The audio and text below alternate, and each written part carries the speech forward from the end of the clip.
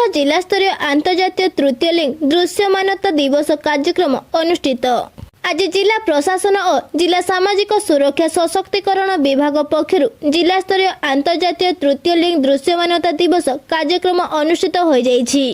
एही अवसर में केन्दुझर सदर ब्लॉक सम्मेलन गृह में अनुष्ठित सचेतनता सभा केन्दुझर उपजिलापाल श्री उमाशंकर दलाई अध्यक्षता करी समाज रे व्यापक संस्कार अणा जाई किन्नर संप्रदाय को सशक्त करा जिबा सह सेमानक न्याय अधिकार जगाई देबा पई प्रशासन सदा सर्वदा तत्पर थिबा कहिथिले।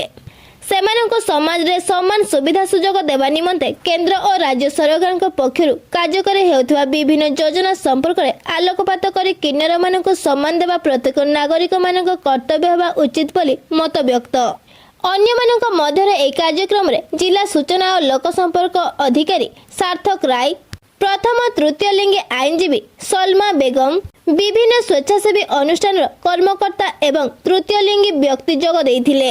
सभा कार्यक्रम को जिला सामाजिक सुरक्षा अधिकारी श्री विप्लव कुमार सामंतराय संयोजना करी प्रारंभिक सूचना देवा सह परिचालना करथिले।